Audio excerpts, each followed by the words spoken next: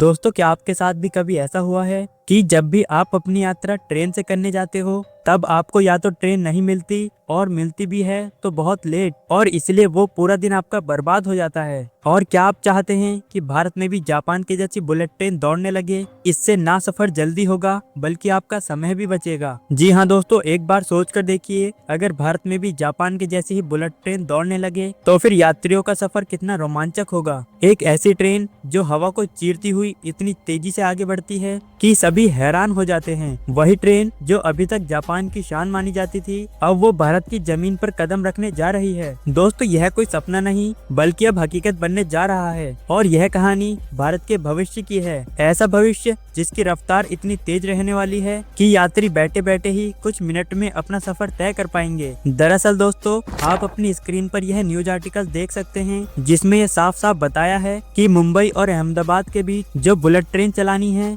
इस ट्रेन की E3 और E5 सीरीज को जापान भारत को बिल्कुल मुफ्त में दे रहा है। और जैसे ही यह खबर सामने आई, सभी देश सोच में पड़ गए कि अभी तक जो जापान भारत को बुलेट ट्रेन देने के लिए एक से एक बहाने बनाता था, अचानक से जापान अपनी बातों से कैसे पलट गया। तो दोस्तों, इस पूरी कहानी को विस्तार से समझते हैं, लेकिन इससे पहले भारत के इस कारनामे के लिए कमेंट बॉक्स में जय हिंद जरूर लिख दीजिए। दरअसल दोस्तों, कहानी की शुरुआत होती है साल 2000 से, जब भारत ने पहली बार हाई स्पीड ट्रेन का सपना देखा था। लेकिन असली शुरुआत तो 2013 में तब हुई जब भारत और जापान के बीच एक बड़ा समझौता साइन हुआ था, जिसमें दोनों देशों के बीच यह तय हुआ था कि दोनों देश मिलकर एक ऐसी ट्रेन तैयार करेंगे जो मुंबई से अहमदाबाद के बीच 508 किलोमीटर का सफर सिर्फ 2 घंटे में ही पूरा कर देगी। और आज जिस सफर में 6 से 7 घंटे लग जाते हैं, वही सफर मात्र 2 घंटे में ही पूरा हो जाएगा। और यही वजह थी कि यह प्रोजेक्ट भारत की सबसे बड़ी तकनीकी छलांग माना गया। और 2015 में पीएम मोदी जापान गए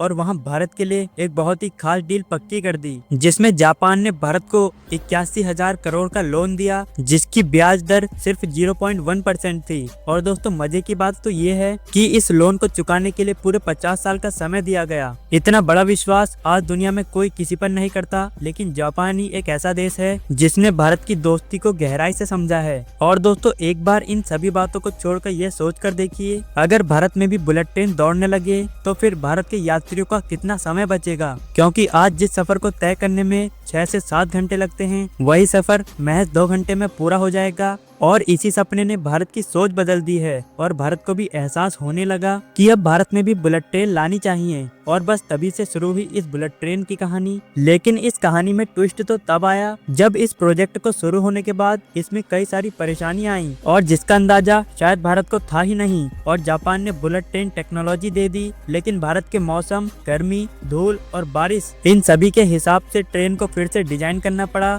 और ट्रैक भारत के हिसाब से अलग बनाए गए। और ये सब करने में लंबा समय निकल गया, और इसी बीच जमीन को लेकर भी बहुत बड़ा विवाद छिड़ गया। क्योंकि दोस्तों, जहां पर ये बुलेट ट्रेन चलाई जानी थी, इसी बीच कई किसानों की जमीन आ रही थी, और इसलिए किसानों के द्वारा इसका काफी ज्यादा विरोध किया गया। और इसलिए ही कोर्ट के मामले को सुलझाने, निपटाने और प्रोजेक्ट को आगे बढ़ाने में कई वर्ष निकल गए। और इसके बाद जापान ने E10 सीरीज की बुलेट ट्रेन देने का प्लान बनाया था, लेकिन इसमें सबसे बड़ी समस्या ये है कि यह प्रोजेक्ट 2030 तक ही तैयार होगा। यानी भारत इंतजार करता रहा और जापान बहाने बनाता रहा। लेकिन मजा तो तब आया जब भारत चुप नहीं बैठा, बल्कि भारत ने सीधा खेल ही पलट दिया, और चेन्नई की इंटीग्रल कोच फैक्ट्री ने हाई स्पीड ट्रेन के लिए अपना टेंडर निकाल दिया और भारत की अपनी स्वदेशी बुलेट ट्रेन बनाने का ऑर्डर भी दे दिया। यानी कि दोस्तों, अब भारत को मौका मिल चुका था, और भारत ने जापान से साफ कह दिया, तुम टेक्नोलॉजी दो तो ठीक है, वरना भारत अपनी बुलेट ट्रेन खुद ही बना सकता है। और बस यहीं से कहानी पलट गई, क्योंकि दोस्तों, जापान को अब यह लगने लगा था कि जब भारत को टेक्नोलॉजी मिल ही गई है तो वो जापान से तकनीक क्यों लेगा। और अगर ऐसा हुआ तो जापान का पूरा एशिया मार्केट ही बिगड़ जाएगा, क्योंकि भारत दुनिया का सबसे बड़ा रेल नेटवर्क है। और अगर भारत ने अपनी ट्रेन खुद ही बना ली तो फिर बाकी देश जापान को छोड़कर भारत की तरफ बढ़ जाएंगे, जिससे जापान का जो मार्केट है वो पूरी तरह से बिगड़ जाएगा। और दोस्तों, इसी डर ने भारत को जापान के द्वारा बुलेट ट्रेन देने पर मजबूर कर दिया, और इसका नतीजा यह हुआ कि जापान ने झट से ऐलान कर दिया कि वह भारत को अपनी 2 बुलेट ट्रेन E3 और E5 सीरीज देगा, वो भी बिल्कुल फ्री में। दोस्तों, जरा सोचिए, अगर भारत और जापान का यह समझौता सफल हुआ और अगर भारत में भी बुलेट ट्रेन दौड़ने लगी, तो इससे सबसे बड़ा फायदा होगा समय की बचत। जी हाँ दोस्तों, क्योंकि आज मुंबई से अहमदाबाद जाने में करीब 7 से 8 घंटे का समय लगता है, है, लेकिन बुलेट ट्रेन आ जाने से यह सफर मात्र 2 घंटे में ही पूरा हो जाएगा। मतलब 2 शहर ऐसे जुड़ जाएंगे जैसे कि एक शहर की 2 सड़कें हों, जहां पर समय बचेगा, प्रगति होगी और लोग बिजनेस मीटिंग के लिए समय निकाल पाएंगे। इसके अलावा दूसरा फायदा होगा इकोनॉमी को,